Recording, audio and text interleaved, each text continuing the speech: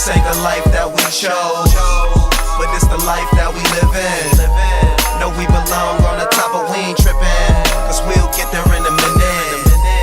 And we'll get there in a minute, cause we'll get there in a minute. Yo, what's the word? What's going on, everybody? Same thing, different story, same time, a little bit. Cooking with Kev was late, but we'll get into that. Episode six. We'll get there in a minute, man. We'll get there in a minute. Six God, all that good stuff. Quarantine been going good, man. Really growing it, man. I'm starting to enjoy it, getting too used to it.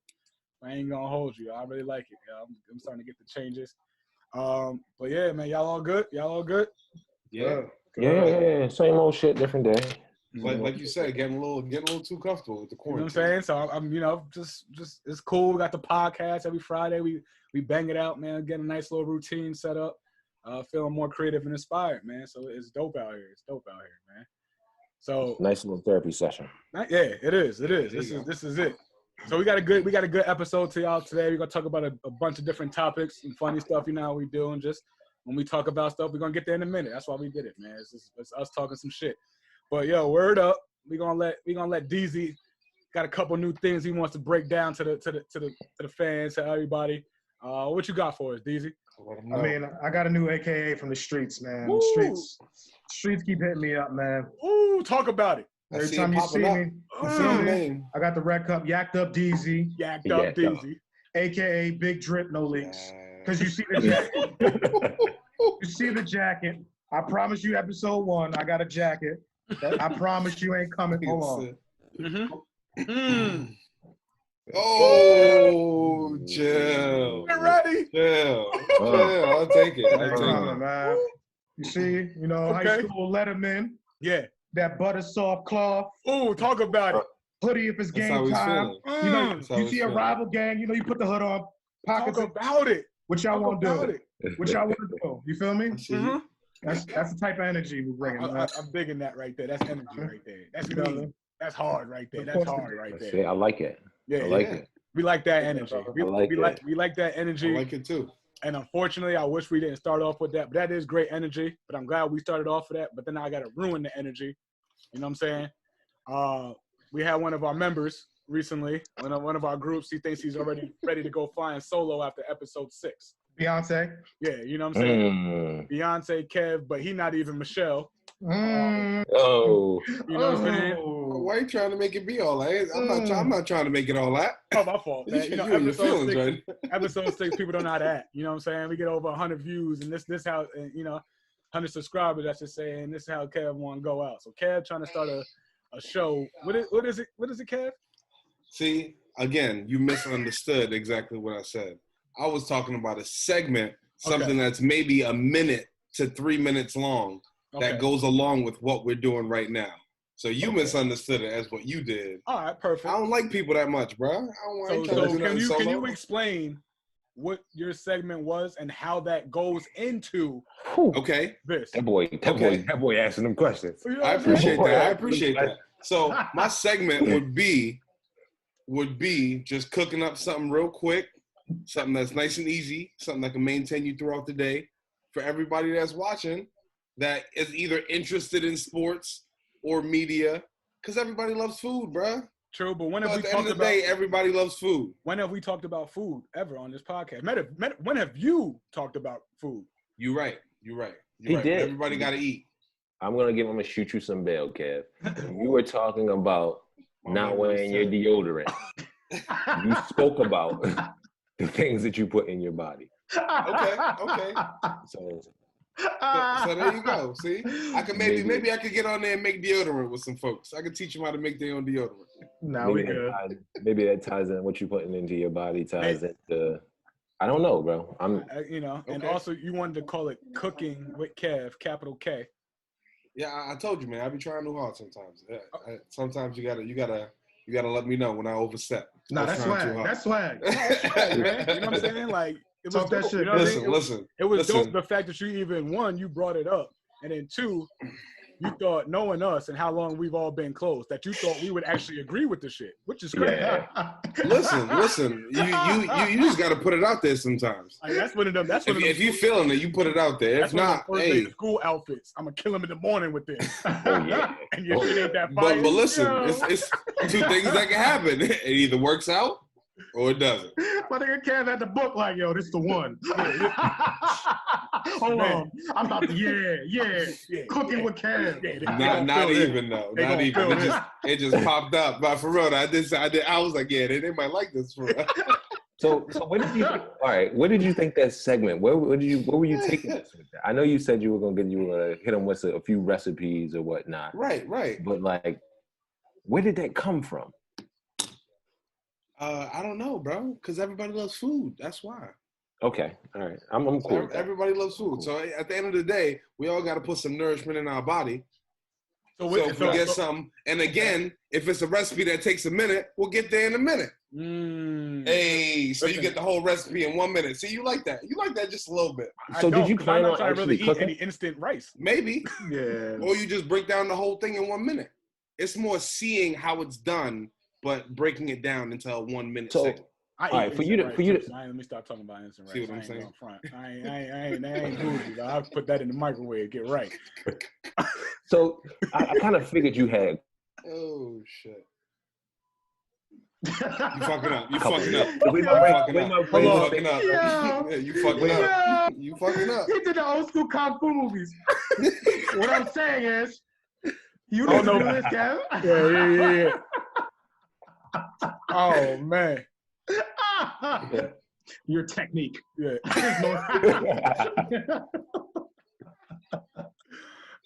Fact. So what was you trying to say there, Sesh? Fuck with you me. seem like you had Daniel something to say right there. I did. Okay, we're gonna let you get it off again. We hear you, my I'm brother. Gucci. I'm Gucci. Yeah, Gucci. All right. So my question was, what meals you were gonna hit us with for cooking with Kev? Okay, more like snack. First, obviously, some snack type stuff. Things that dudes could do before they hit the road. So peanut butter and jelly? Nah, come on, bro. Come on, bro. I'm thinking more like peanut butter and quinoa balls, like things that you could do. You know what I'm saying? Little snacks here and there. But I ain't gonna front. The peanut butter and quinoa balls actually sound pretty good. Yeah, I ain't gonna. Listen. Some honey oat and peanut butter clusters. You could do things that sustain your body, but that are easy to put together. It's called energy ball, Kev. Right. See, there you go. There you go. Somebody already gave it a name. Yeah, we make those. Now, see, you should have just stopped running away from snacks, and then making snacks with snacks could have been something fire. You know what I'm saying? So now you building on it. I'm just saying, if you would have gave an idea, that would have gave us more cooking with listen, I told you I didn't think it through all that much. Things pop up. You obviously can tell. You've known me long enough. Things don't sit around in there for too long before they just but you just let it out. I get it. So I got, like you said, I gotta let it simmer. I'm gonna let it simmer. Yeah. No pun intended. Let it simmer. I see what you're doing. Okay, you throwing in all type of cooking. Next time I'll mix it up a little bit. Woo! Bars. Yeah, I feel like I'm battle rapping right now. So you don't want those problems, Steve. We definitely gonna switch up gears now. Yeah, when the man's got something to say, a big PSA. What are we calling it, Kev? What are we calling it? We calling it "Say It With Your Chest." Say it with your chest. We stealing it, right? We stealing it. Say it with your chest. We're not even creative at this point. We just saying. Nah. We just am I good? We just getting sued. Listen, because sometimes when you feel a certain kind of way, you gotta say it with your chest. You gotta say it with your chest. Let them know you serious. We're suing us, Kev suing us. You know what I'm saying? Yeah. Hey, listen, Kevin stick together. We're gonna call this segment, man, take the treble out your voice. You know what I'm saying? Take the treble out. The treble out your voice. Take the treble out the voice, man. Drop that treble. Big Drop that treble. You know what I'm saying? Big bass, man. Okay. So Sesh, man, you good? We gonna hold on. Knocking on there. You good? I don't know. Am I good? Yeah, he good. I'm good. He good. I'm Yeah, you good. You good. What you know what I'm saying? You got a lot to say. We're gonna talk let about you it, man. Yeah. So this is kind of what I wanted to touch on. At any point when if I lag or anything like that, I want y'all to hop in. Go ahead, hit your jokes. Go ahead and do what y'all do. But it was something that bothered me this week. Mainly, it's just me being a black man in Maine. I think some people have some expectations of what you should and shouldn't be. I think that people think that you're in a place where you're supposed to be making people comfortable. Mainly with like what we're doing right now, is mainly a therapy session for me. I'm not looking for nothing else other than getting with my boys, talking my shit, getting some shit off my chest. I might, you never know, I might throw a curse word out there too. I've already did it maybe 4 or 5 times already. Might throw an N-word out there. The big point that I'm trying to make is that I'm not here to make anybody comfortable. I'm in no way, shape, or form am I here to make anybody comfortable. I'm here to be myself, whether that be me playing hip hop music, whether that be whatever it is that I'm doing. Like, it's mainly just to tell people that black people aren't a monolith. We aren't one thing. Where I'm a multifaceted human being. So I can go from 1 second being in a hip hop battle with my boy DZ on here on the Instagram Live, and then I hop in my car and I might go bang some queen or something in the car. You never know. But at the same rate, I just want that's the big thing. Like it's a little more to me than what meets the eye. And I don't want anybody to ever feel any kind of way about it. And if you do feel some kind of way about it, I want you to ask yourself why. Why do you feel some kind of way about that? So I'm gonna leave it with that, and we can go into our next topic, because I think it's going to touch on a little bit of that, and people thinking that black people are one thing, and that we all have to be one thing, and if we don't do this one thing, then you're any less black or more black than the next person because of something you do. So I'm gonna summarize that real quick, because that was, he was hitting me with the body blows. You see that, right? That looked like some body blows real quick. I want to ask Sesh, before you go off, Kev, real quick. I do want to say, is there a particular thing that the question has been framed that you need to act? Like, is there a way that what is the way that they're expecting you to act? Is what you need to act like a young professional. You shouldn't be doing certain things to portray. Damn. McDonald's. That's pineapple. That's pineapple. McDonald's. That's pineapple. Now we back. We taking all of it, huh? I'm back. We're risking it all. 100%. Start over again. Start over. Yeah, so get your shit young professional. You should be a young professional. Carry yourself in that manner.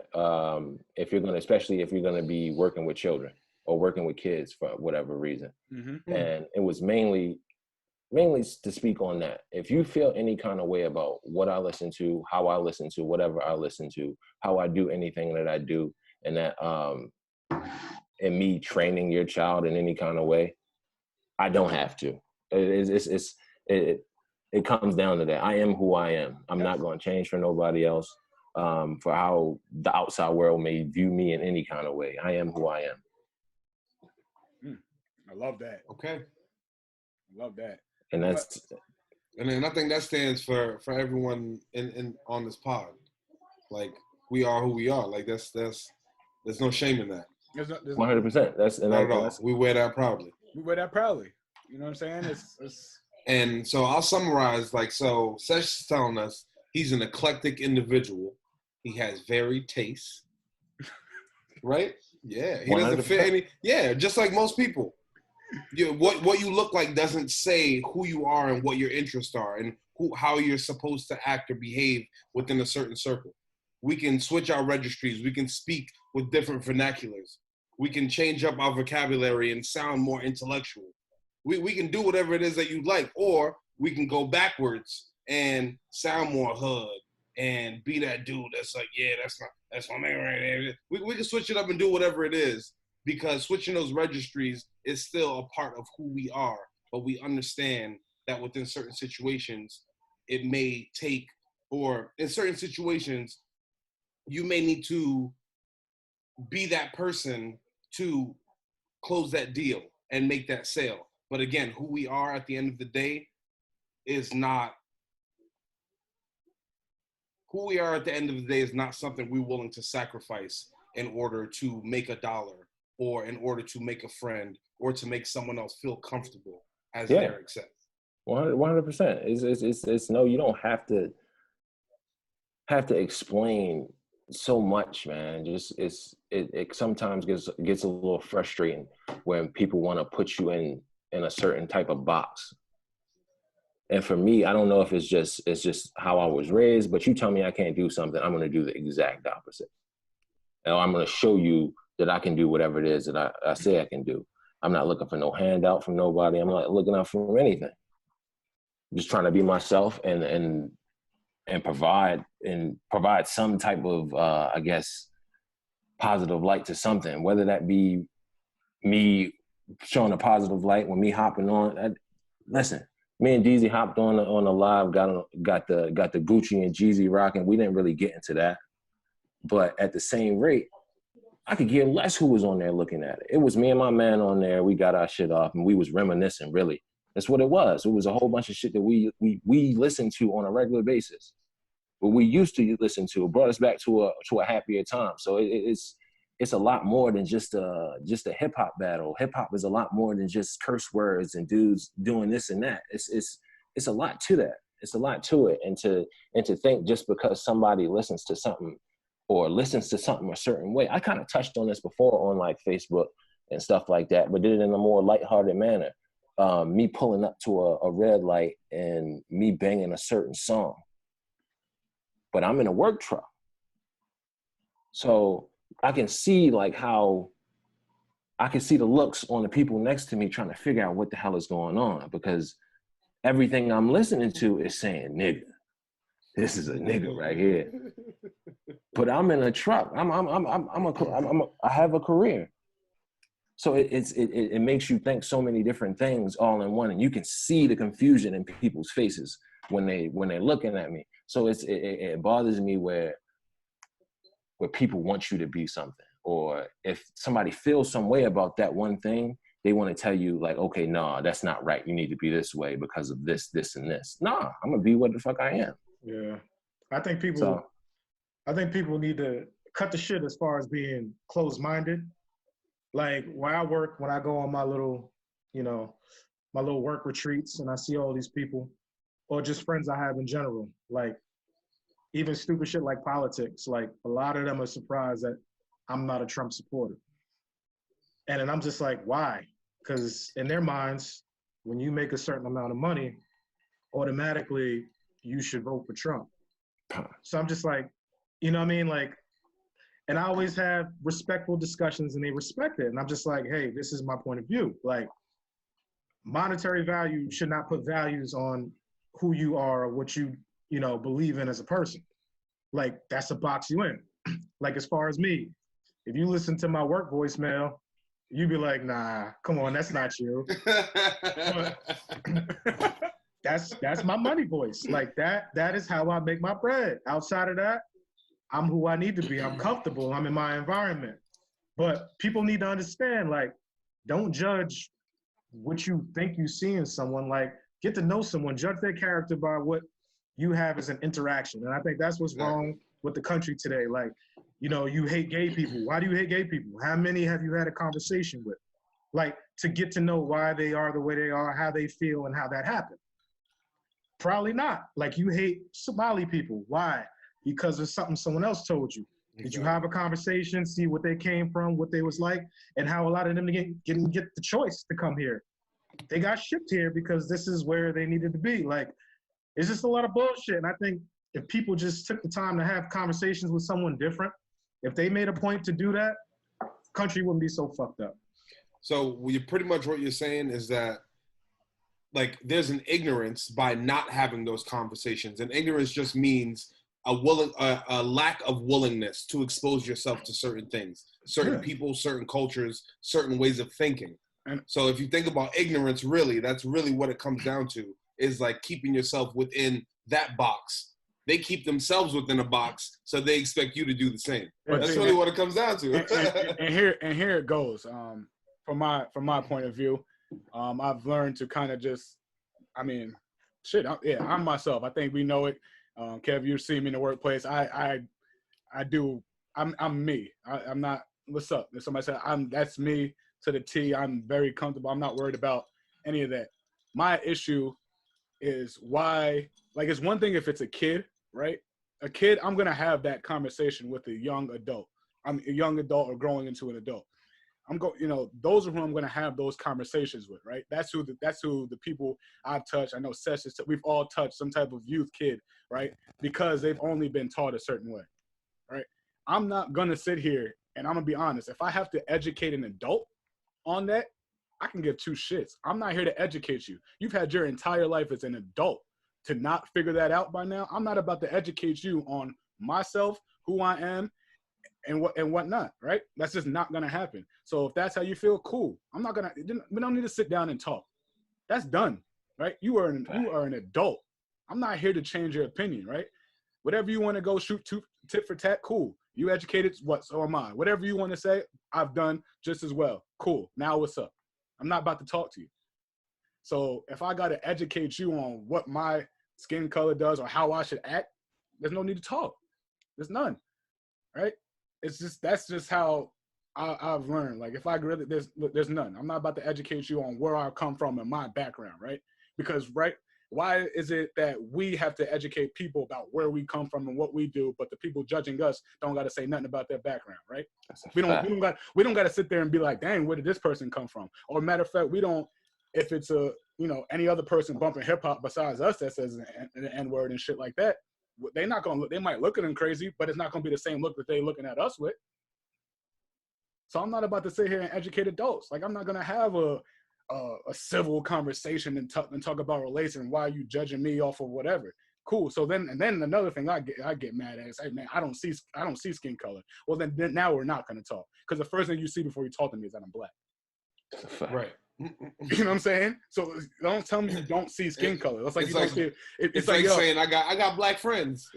Like we're not gonna do now right there. We're done even talking. If it was even gonna be a cool man, I don't see color. Fuck you see when you first saw me. Right. Because I know you don't know that I curl sponge my hair. So that ain't it. You know what I'm saying? It ain't gonna say, man. I mean, like, that's not it. So, I mean, if people want to boss you, and let them. But I'm telling you now, we didn't get this far by really having to listen or value what your outside opinion thinks. You know what I'm saying? Like, we've been in any room, in any place. We can go into wherever and it's gonna thrive.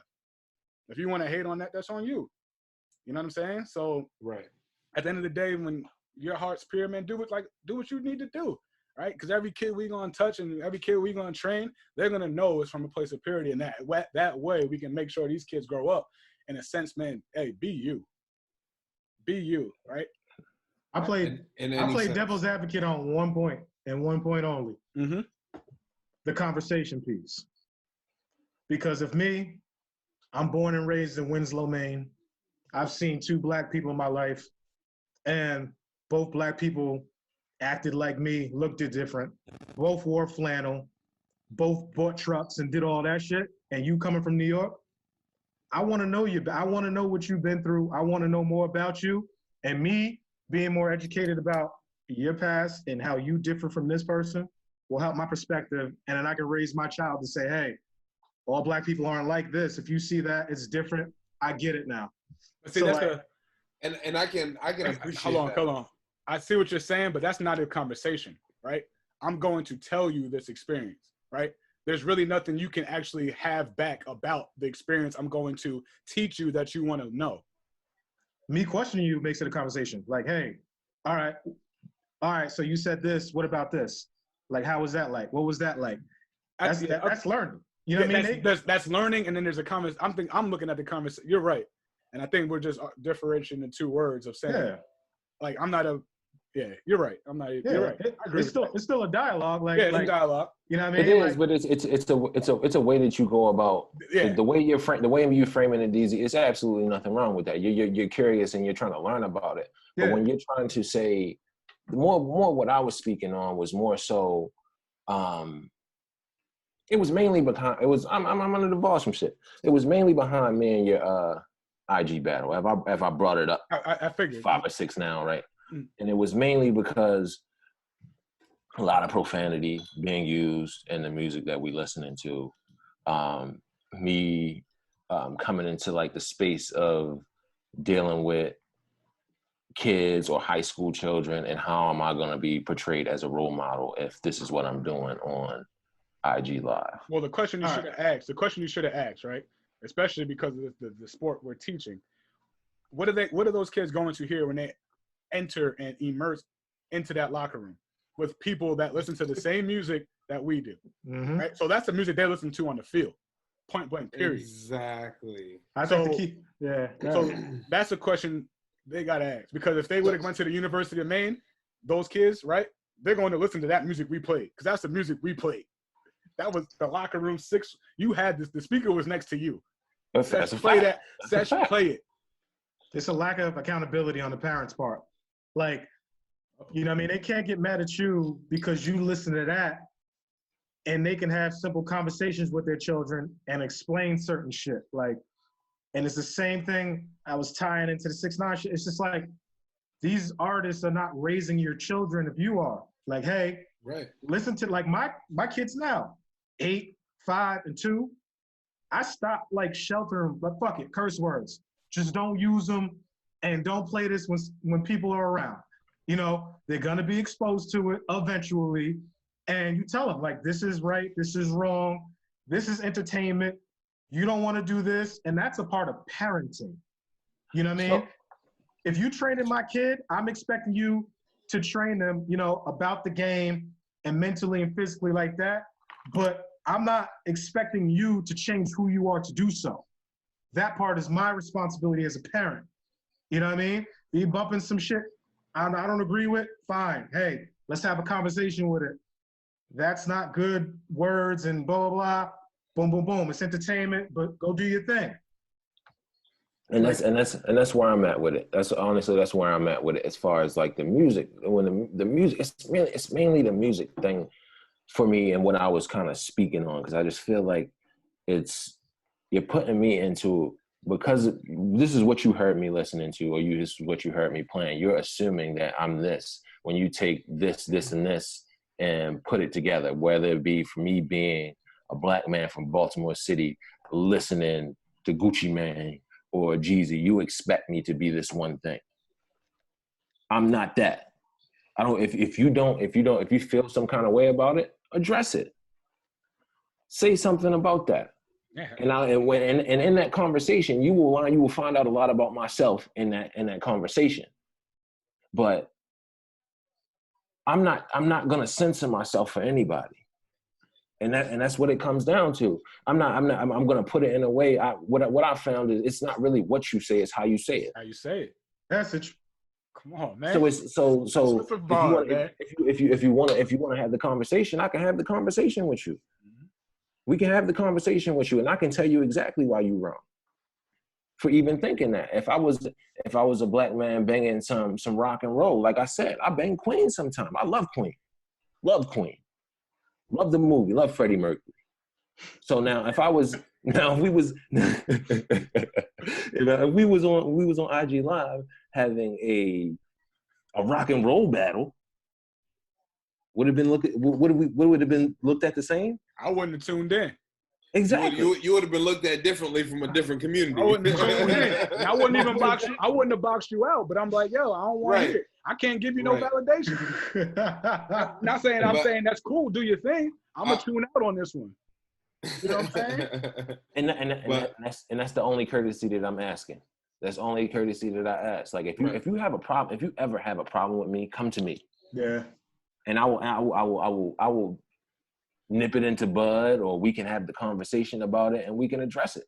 Don't ever put your expectations on me, because you're going to be let down every time. Mm-hmm. And I think also it's important to say that people also have to take into account that we don't have to be the people that they expect us to be in order to still conduct ourselves and provide a certain service. Like, we may not fit those expectations and fit within that box, but we are still more than capable of providing the service of training an individual or telling someone about an institution that they may not have heard about once before. I'm sure if people see me in certain situations, they're like, there's no way this dude works at a top 10 college in the country. Funny man. This man don't wear deodorant on quarantine. Yeah, they smell you. They smell you. No, it's really, So, but for real though, when it comes down to it, in a professional setting, I represent one of the top 10 colleges in the country. no, that's Over $70,000 a year, and I'm able to present myself in a way that makes these individuals want to apply to and come to the school. I'm surprised. Again, again. Musty ass representative. No, but And we give it out free deodorant at orientation. So listen. And we're headed to the next topic, but it's also in the professional setting. Go ahead, and it's also funny too. You know better. To go along with it, especially when you have that conversation, and then it's like you almost have to be, as they're judging you, it's like, oh yeah, you know, like they give you the cold shoulder. Yeah, I played in the NFL. Oh really? Now they're your best friends, right? 100%. Oh yeah, I got my master's too. Oh really? Yeah. So all this stuff that you've taken, Dick riders. you know what I'm saying? So it's like just slow your roll, right? Before you judge, understand. You know what I mean? Like we got all that covered. We're professionals. However we choose to do, we did it in a way that made it work for us, and we're fine. But speaking of professionals, and I guess we should hold these people higher than athletes, right? Woo. And in a sense, but for some reason, they're not, and they're getting away with legit murder, I guess you can say, for better lack of terms. We all know Trump. We all know Biden. They're going against each other. Biden decided to get on to Charlemagne, and this might be the Democrats' worst idea, is to keep going on to rap channels and try to be somebody. Speaking of being who you're not, this is what happens when you try to be who you're not. Joe Biden decided to go on the Charlemagne interview, podcast, whatever Charlemagne got going on, and not pretty much, he said, "You ain't black if you don't vote for him." Right? Yeah, that's exactly what he said. That's exactly what he said. That's you know, and we'll tie in that Charlemagne not really addressing how that was wrong, which is crazy in itself, kind of just brushed over it. I still haven't wrapped around, even had to, you know, we've been talking about it all day. I still don't understand really where do we start? Like, what? We can start right here. We can start right here. A white person telling a black person how black they are, depending on how they feel about them. And that is a problem in itself. That just sounds crazy, just rolling off my tongue. Wild. It's and it goes again, like we aren't monoliths. We aren't this one thing. We don't all think alike. No. So I'm gonna read the quote real quick. Yeah, just read because it. I'm like Patrick. I live under a shell. Not to say I'm like Patrick in more than one way, but in terms of my lack of exposure. You're right. But so at the end of the conversation on the Breakfast Club, Charlemagne told Biden that he had more questions. When Biden replied, "You've got more questions? Well, I'll tell you what. If you had a problem figuring out whether you're for me or Trump, then you ain't black." So that's how we put it. Which, again, like you said, if you ain't vote for me, you ain't black. So, and he's doing too much. I mean, this ain't nothing. I'm gonna just say he's doing too much. And this is what we gotta realize. This ain't nothing new, man. Like, this shit has been carried even in the music industry since the 90s.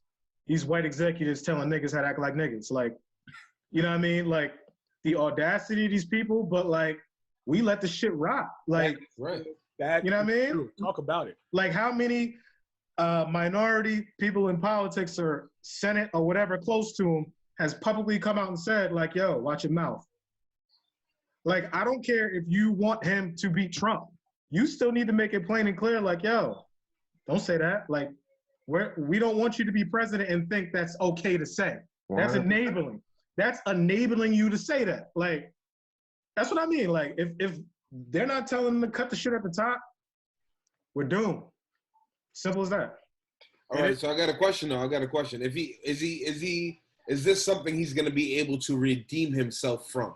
I mean, is he gonna be able to walk back from it and say, you know what, I may have overstepped, or I didn't think that through, or is there gonna be a way that he can win back the black vote? He's gonna make the stereotypic white people play, put his arm around Obama and make shit okay. That's how you do it. When you say some wild shit that you shouldn't say about black people, you find the closest black person with the most reach and you put a Band-Aid on that shit. That's all you do. He gonna grab Obama. Oh, I'm sorry, this is my friend. No, you know how we rock. And then everybody's gonna forgive him. It was honestly all a mess, man. It's been a mess from when Hillary came on the Charlemagne joint. I think Charlemagne too, and brought out she's like, I always carry hot sauce with me. Yes. Yeah. Now the thing that made it more offensive to me is everybody in this chat knows I hate hot food. Trevor's tight. I was even more offended. Not the fact that you think all black people like hot sauce. I hate hot sauce, right? Kev will tell y'all, man, Kev almost put me in the ER. Giving me some crazy spice. So it's just like we continue to let these passes, man. And we always got that running joke is, oh, they'll be invited to the cookout. It's like, I never seen a more accepting culture than we do off of little tips and jokes like that just get people accepted. It's just, it goes back to one of the best lines that we can hopefully get coined that says, man, we gotta do better. Like, I don't know any other way to really speak on it and we gotta do better. And Charlemagne had his chance right there to check him and say, hey, bro, that's not even forget about. I don't want to know what you want to do for the communities after what you just said. I want to address why you thought it was okay to say what you just said. Yeah, and I typically check into what Charlemagne had to say, typically, because his opinion is usually different from a lot of people. So I check to him for a lot of opinions. So that kind of threw me off that he didn't. So my question real quick, is there any chance that people are overreacting? Because I'm looking at a few articles that say that it could be an overreaction. An overreaction in what way? Like you just to a you statement. just told... I'm asking in general. Again, you like to play devil's advocate. I don't have anyone doing that right now. So is there a chance that it could be an overreaction? Maybe we're playing too much into it. It's an age we live in. Everybody's gonna jump on a hot topic. Nobody's gonna be talking about this shit in maybe 2 or 3 days. And it'll pass for sure. You know what I'm that's saying? the reality of the situation. But what he said was dead ass wrong. I don't care however you cut it, it was wrong. My whole thing, like I said before on the 6ix9ine thing, is accountability. And that's my biggest problem with Trump. That's my biggest problem with Trump. He has zero accountability. If you fuck up or you do something wrong, I just need you to say that you did it wrong and that you're going to make it right and show that in your actions. The only thing about Joe Biden is, I forget what year it was, was it the 96 crack? The crack laws where they he's I don't know why he thinks he's this high and mighty savior of black people once again, and I don't know why. He was a huge component in that. He was a huge component in all mandatory the laws. minimums. Yeah, and like how like the sentencing for if you got caught with a valve of crack or what you got caught with some coke was totally different. Yep. It was damn near double the sentence, and he was a huge intricate part in that. And he was also well aware of the communities that was affecting. And let's not even get into the fact of the different reaction and different approach to women, heroin and methamphetamines. I'm not going to get into it.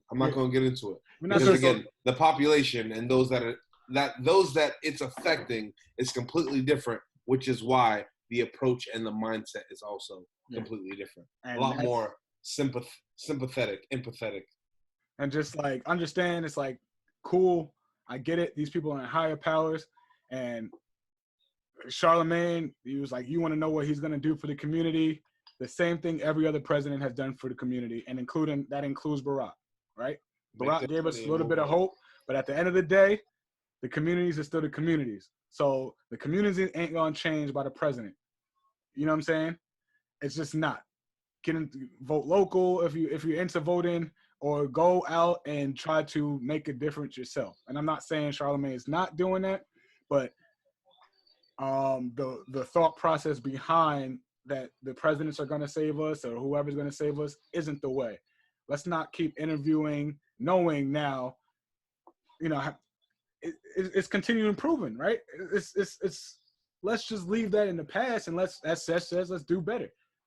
And anybody who might be white who's watching this, don't ever, just as a rule of thumb, don't ever tell a black person how black they are depending on your viewpoints. Yes. You have no authority in that. You have no dog in that fight. You're gonna be wrong every time if you tell a black person how black they are depending on what they're doing and what they're not doing. It comes off very insensitive. It comes off very racist in a sense. Dealing with certain, I've dealt with it on different occasions, not just with myself, but dealing with somebody saying, "Okay, this guy might be the blackest white guy that I've ever met." What the fuck does that even mean? Like if I'm black, I'm a certain way. If I talk a certain way, that means I'm white. Like what does that all mean? Right, because you can read a book and hold a conversation. And it's funny. Speaking of, I was in a meeting, and they brought up some movie. I don't really know the movie, but I guess it's a popular movie, right? And they're like, "Oh, I can't believe you haven't seen it." Blah blah blah. And I'm like, "Well, have y'all seen Paid in Full?" Everybody's like, "What?" Exactly. See, we're different. I can't believe you haven't seen it. So that's just lighten up the mood type stuff. You know what I'm saying? It's just different things, man. Right. But I'll take Sesh's combo a step further. Black people, stop saying that shit to other black people. Oh, yeah. People stop fucking saying, cut the shit, man. Like, because I went to school, I'm less black than someone getting arrested. Like, what the fuck? Like, I'm less black. Like, my daddy black, my mama black, I'm black. I need to act accordingly, and accordingly means act ignorantly. Like, that's putting the shackles on the culture. That is actually more than anything. Right. More than anything, because you're raising your child that you need to act this way, you need to talk this way, your only lanes are this way. And then what are they going to grow up to be? Exactly what you boxed them in to be. So what I'll say is that in the way that I've always internalized that is that goes back to the shame and self-hate that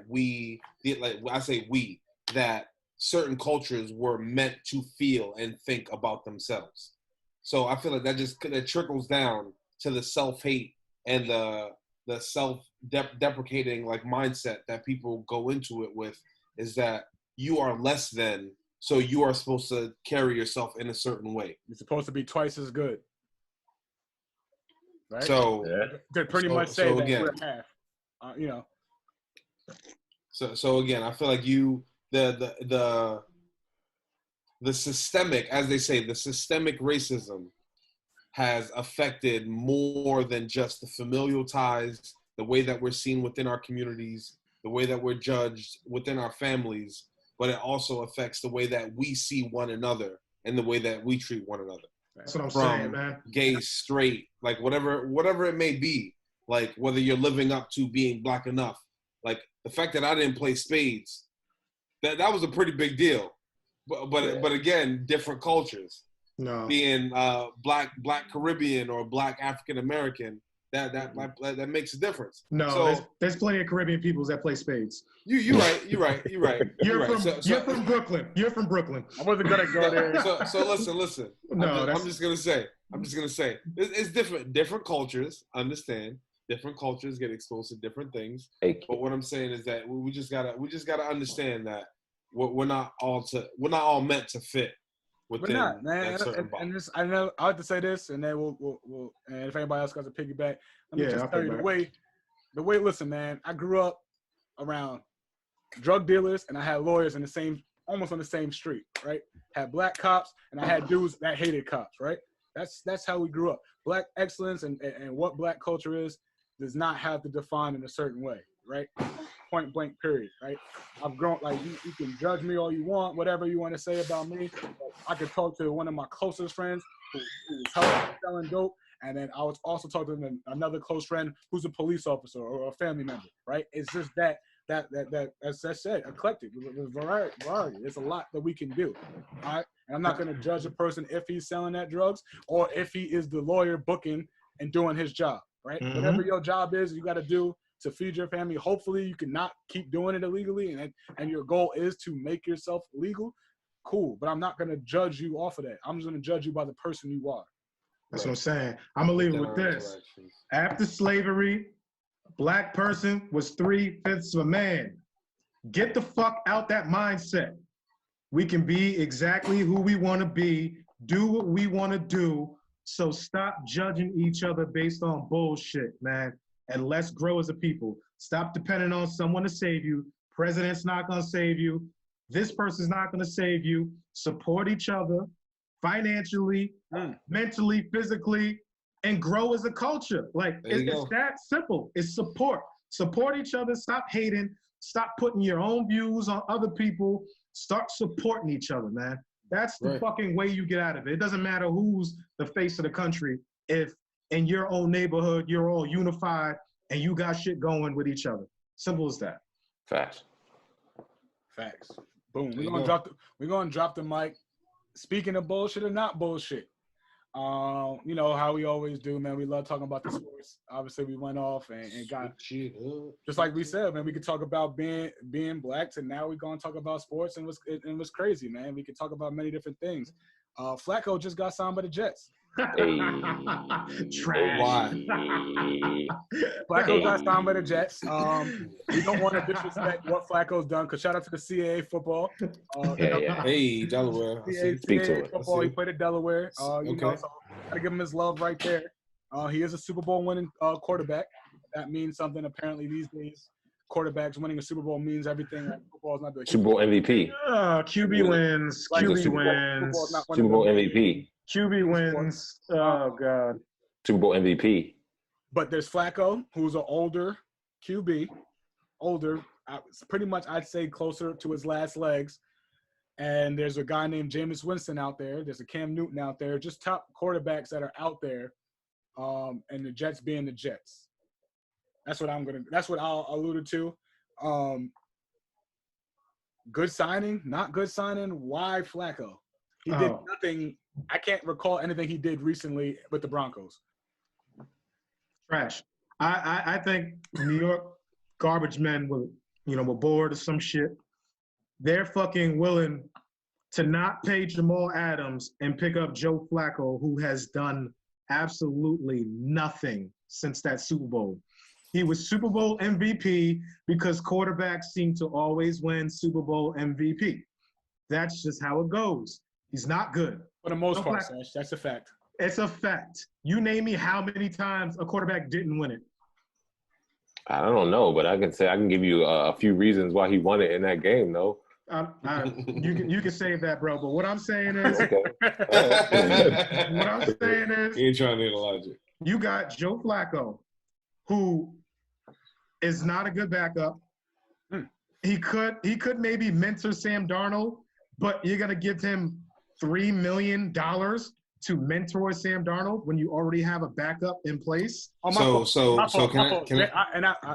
No, let me get this shit off. Didn't get signed by the Saints. I'm tripping. Let me get that out there. Yeah. I messed that up. Oh, so hold on. In incentives, Jameis Winston can earn up to $3.4 million. Joe Flacco can earn up to $4.5. Okay. So not only are their initial signing wages different, but their contracts and their incentives amount to different wages as well. And you're not so you're saying that the championship win coming off the neck surgery, that's his man's neck. He's a quarterback. He's gonna get hit. So I'm just saying again, just put it all together.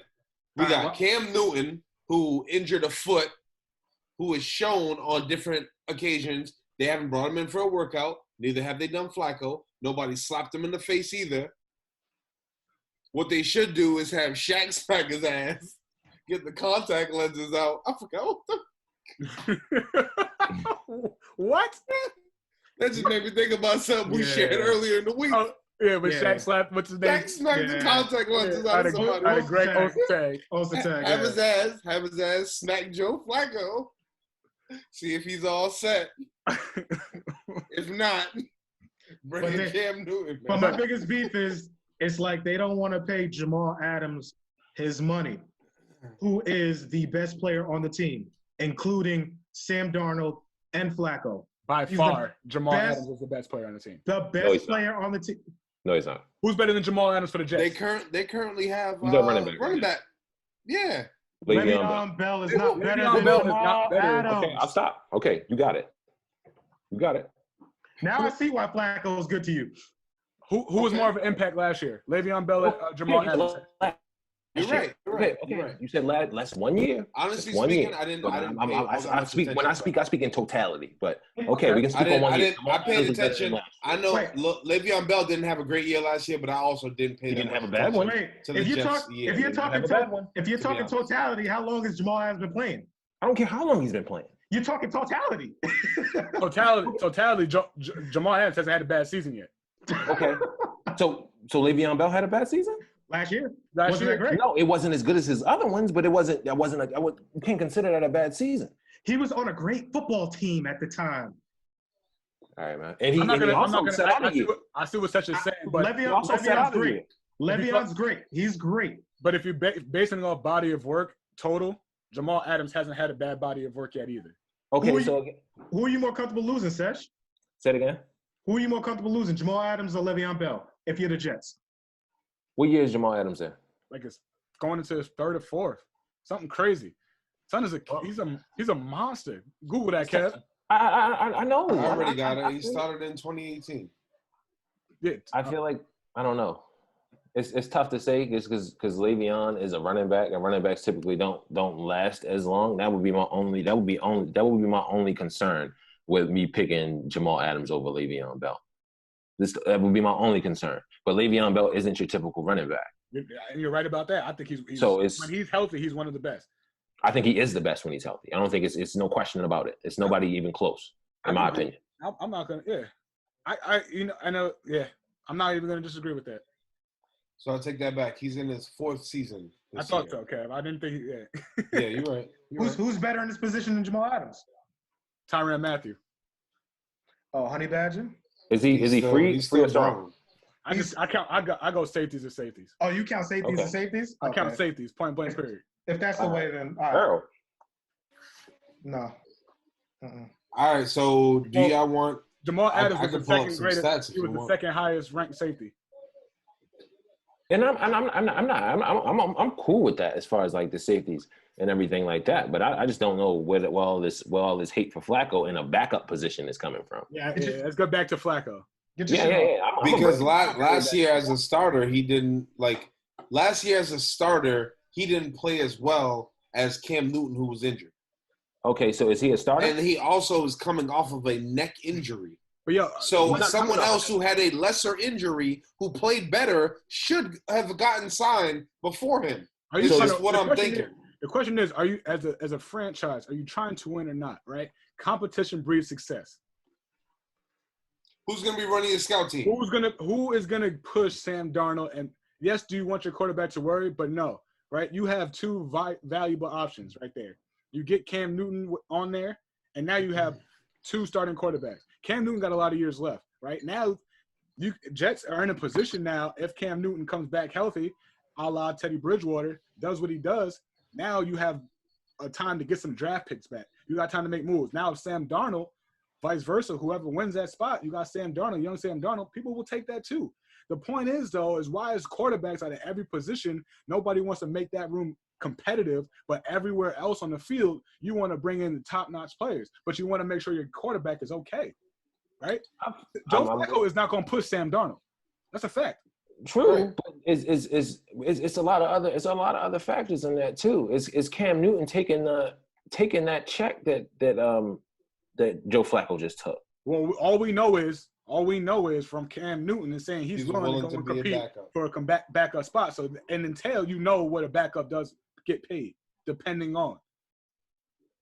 But not also, a backup. You get not a compete. backup of Cam Newton's caliber is exactly. Is taking a how much did he get paid, Gav? 1 year, $4 million, right? How much is guaranteed? No. Well, guaranteed is 1.5. So 1.5.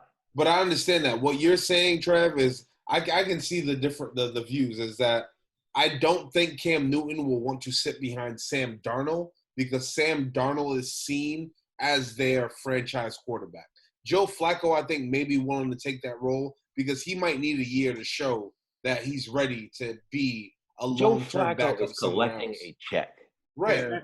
That's what it comes down to. Yeah, that's a fact. Joe Flacco, right, agreed, he was going to take whatever the league was going to give him for him to play another year. Yeah, what year are you talking about, Kev?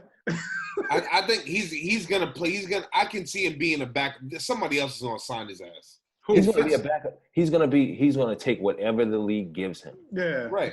He's not going to be a starter anymore, Kev. He made 100. Well, I don't know how much. I didn't say that. Yeah, he got paid. He got paid. His second contract was big money. But I'm saying is like, yo, the Jets, you haven't been good. And yes, if this is your franchise quarterback, make him beat somebody to really push him. Mm-hmm. Right? At the end of the day, all right. And if they would have offered Cam a spot and Cam said no, Joe Flacco was still going to be there. So how do we know that didn't happen?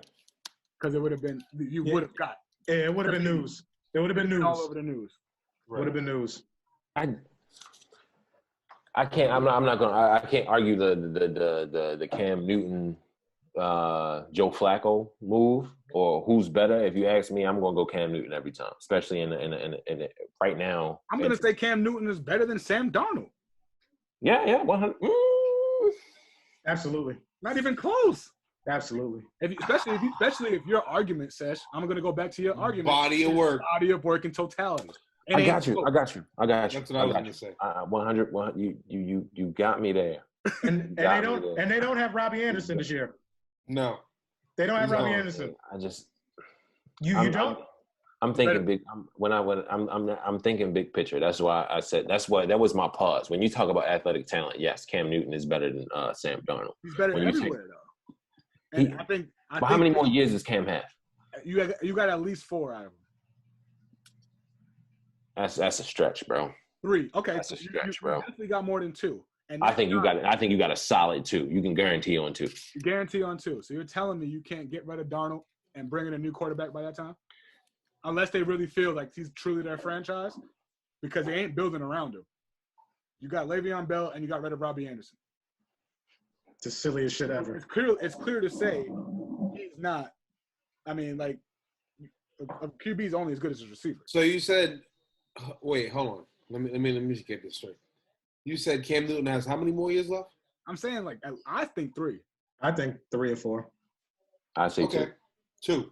He's 31. 2 to 3. Just gonna put it out there. He's 31 years old, and he's only improved as a passer each year in the league. And he can still be that threat of the zone read. Right. So again, I can see him playing 3 or 4 years in the league. Bring up the numbers, Kev. Show us passing yards. I could be wrong. Everybody fronting on that man's arm, like he don't. So you mean to tell me over 4,000 yards for mass seasons? But go ahead. So you mean to tell me that Cam Newton sat out a whole year for a foot injury? Yeah. That's what it was? Because if it was that serious, because who wasn't it? I thought it was a back. That's what AJ Green. It was foot. I thought it was hips. AJ Green, doesn't AJ Green also have a foot injury or had a foot injury? Is tired of playing for the Bengals. That's what I understand that, but like when it comes to the foot, like feet, like when it comes to feet, you need to actually like take that time and like rest that. I mean, I think it was a combination of things. Maybe the fact that they weren't going to make the playoffs and exactly. Like that. He was seeing the big picture. Yeah. Speaking of big picture, are the Cowboys seeing the big picture? Another person I feel like is really me personally is getting shunned and is not getting the respect he deserves is Dak Prescott. Yes. Agreed. I'm going to be on the opposite side of this one too. Wait. You said not being respected? I think if you pull up the tape, Dak Prescott is one of the best QBs in this league we have today, and will be. And he was respected with the contract that they offered his ass. But the only thing I would say is that as an athlete, yes, I agree with him going for more money and trying to get more guaranteed. What did he get guaranteed? You got that up there? Hey, I'll pull that up in a second. But what I would say is that the amount of money that he is turning down is more than any other NFL quarterback would have been paid with all of the contract incentives. That's what the market dictates. You're supposed to get paid more than the last guy. Mm-hmm. Right. So why you making it seem like he's tripping? So my question, does he deserve that contract over Patrick Mahomes? That has nothing to do with Patrick Mahomes. It's two different teams. Patrick Mahomes not in his deal yet. Yeah. Understood. But when it comes down to the bargaining chip, that's going to be the next level. But you can't bargain that right now. You can't bargain that. I understand what you're saying, but I'm not going to pay what Dak Prescott wants if the Chiefs are going to pay Patrick Mahomes a couple $1 million more a year. That's not happening. That has nothing to do with you. I hear what you're saying. You can't be Jerry Jones counting the Chiefs' money. That's a what good does point. that got to do with That's him? a good point. But he's counting his own money. I'm not putting out more than the market value. They don't feel like the market value for him is what they've offered what they feel like they're gonna give him. And that's what I'm saying. That's, to me, that's disrespect. That's the whole point of this combo. So you don't feel he's not worth what the market values? I feel like the what market they values offered, him as the best quarterback in the league. Is what y'all saying? But I don't think that's the case. The best. Who's the quarterback of the Rams? You're right. Cam Newton need to get signed to that damn team. Just put it out there. You don't know. But before Russell Wilson, he was the highest paid quarterback in the league. Jared Goff. Highest paid quarterback in the league. Because the market dictated. Is he better than Dak Prescott? He made it to a Super Bowl, and he was able to show that he can. I can't say Jared Goff. He went to the Super Bowl and shit the bed, Kev. What are you talking about? He's not better than Dak. It's not on a QB to get your team to the Super Bowl, Kev. You're right. But what I said is that he showed that he was able to thrive within an offense. Dak has sputtered.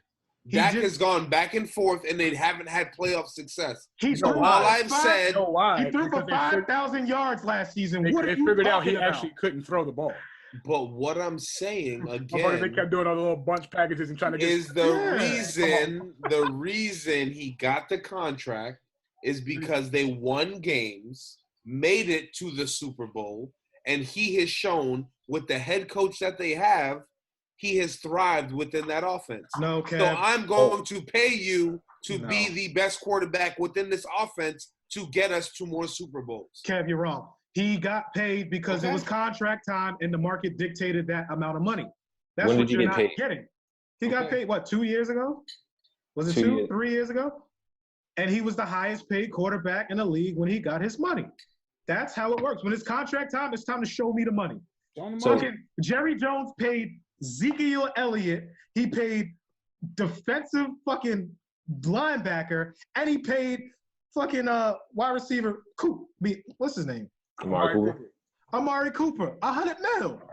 You telling me that all works without Dak Prescott at the helm? Yep.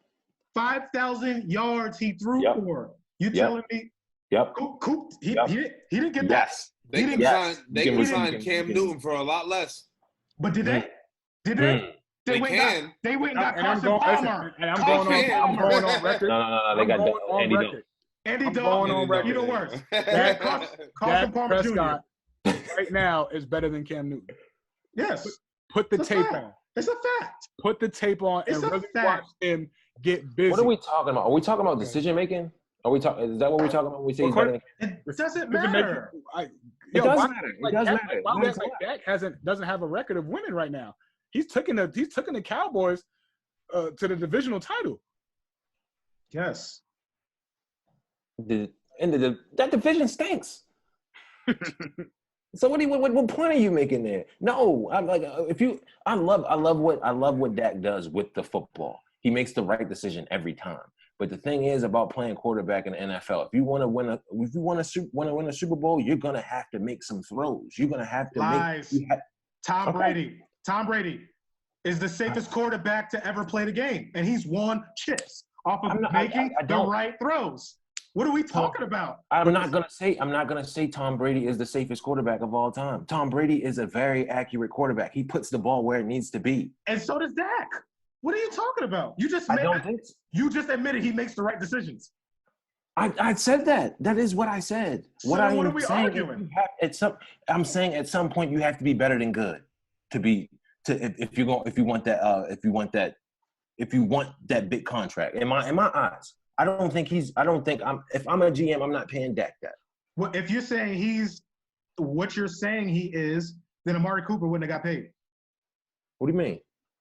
If you're saying he just makes the right decision and he's real lackadaisical with the ball, he's real like, I'm not saying he's lackadaisical. He makes great throws down the field. Amari Cooper got paid because of Dak Prescott. Remember, Amari Cooper, not off topic, but Amari Cooper was with David Carr. And he stinks. But he had one good year producing with the Raiders, and everybody thought Amari Cooper wasn't who he was. Exactly. Until he got with the Cowboys. He got shuttered on. I wasn't one of those people. I can tell you that much. I thought Amari was, when you put the tape on him, Amari, and you compare him to rest of the receivers, he's definitely top 10 in the league. Yeah, but now he's getting paid like he should be, but the Raiders thought he wasn't doing what he needed to do and got his ass out of there. Facts. And like you said, same thing with AJ Green. And maybe he just wanted to fucking get out of No, Amari was playing and they got him out of there. Oh. And boom. It was between David Carr and Amari. I think more of Dak's success. I think Dak's success is more predicated on the pieces around him, similar to what we kind of spoke to about Joe Burrows. I'm not 100% sold on Joe Burrows because he had A1 talent around him. I agree with that, but Dak has done it without Amari. He's done it without Amari, but he's also had one of the best offensive line in the game and a top 3 running back. He also had Des Bryant at some point. Yeah. So Des Bryant and him like I said, what Tony Romo were doing. What I said before, but when Tony Romo got a running back and he had that offensive line, it was a lot more effective offense. Yeah, I know. That's why the Giants won 2 Super Bowls with that happening. No, that wasn't in. DeMarco Murray was there. I'm not talking about when DeMarco Murray was there. I'm talking about a specific year. The year before he retired. The year Tony Romo got hurt and he was in the MVP race. That's the year I'm talking about. The Giants ain't won a Super Bowl that year. He was in a Super Bowl race because they could run the ball. Like I said all the time, if you can run the ball and play good defense, you are going to be a good team. The other aspect of that is Tony Romo was a good quarterback. What I'm telling you is DeMarco Murray won the rushing title and they did not win a chip or a playoff game. DeMarco Murray won the rushing title and they still did not go anywhere with it. What I'm trying to explain to you is you say Dak isn't that good, but you can't name his top 3 receivers and be amazed by it. You can name Amari Cooper. Who's the number 2? Was it? I don't know. I don't even pay attention to the ass like that. Okay. And Galloway. And he threw for almost 5,000 yards, is what I'm saying. Like, this is ridiculous. We're having this conversation. You telling me his team is got Witten back. He got Witten back. Hold on. You're comparing him to Joe Burrows about having all his talent around him, but you can't name a number 2 legit wide receiver. Tavon Austin. Nah, Tavon wasn't really playing the receiver like that. Yeah, you're reaching right now, which is crazy. He's not Joe Burrow. Definitely reaching. Dak is that nice. And let's keep it real. Let's keep it real. Zeke didn't have that good of a year last year either. He was overweight and gay. Like, he was in Cabo with his boyfriend, came back out of shape, and got paid $90 million. And now we're shitting on Dak when it's time to pay Dak? Hold on. What'd you say? You said what? No, we're going to leave it. Yeah. We're going to leave that where overweight. We're going to leave that where it was. He was overweight with the nose ring. And then who else? What was his name? I don't care. He could be who he could be. But I'm saying you don't take that type of person over someone who isn't even like, who didn't even sit out, who deserves to be paid and didn't do anything but handle himself as a class act. His attitude and every way he carried himself demands that money he wants, and he's held your franchise down. Did the contract that they just offered him, would that have made him the highest paid quarterback in the league? Yes, What was guaranteed though? It's facts. I don't know. I have no. I tell y'all all the time. Guaranteed was 107. Guaranteed was 105, $2 million less than Russell. And granted, he's not better. I'm not sure exactly what it was when pen hit paper, but average salary was $33 a year. So in this last couple of years, he would have gotten at least 35, I think, a year. He wants around 45. My problem with Jerry Jones, if he would have paid him a year or two ago like he was supposed to, we wouldn't be having this conversation right now. It's all bad management. Jerry Jones needs to hire a legit GM and stop trying to do this. Pay him 2 years ago. I'm not going to agree with you there. I'm not going to disagree with you there, but you turn on 100 M's, I'm bringing Cam in for the low. But did they? Who'd they go? Who'd they get? You can still bring Cam in. In general, I think what needs to happen with football contracts is that it needs to be shorter deals for more guaranteed money up front. No, Kev, that's not good for the players. You sound like an owner supporter. No. How so? These players, how so? In 2 years, if you can make $100 million in 2 years or 3 years, dudes are gonna play hard as hell for $33 million a year, bro. That's not true. If you get hurt, then you fuck yourself in that 2-year deal, Kev. What I'm saying is that you're guaranteed a certain amount once you sign pen to paper, like other sports. And then regardless of what happens, I understand that. But what needs to happen is more guaranteed money in shorter spans. You want the guaranteed money and a long deal, because if, like DZ said, if you get hurt after that 1 year, you know what I'm saying? We know. Yeah, you get your guaranteed, but your 1 year guarantee is not going to be like you really got to. That's $50 million a year up front guaranteed.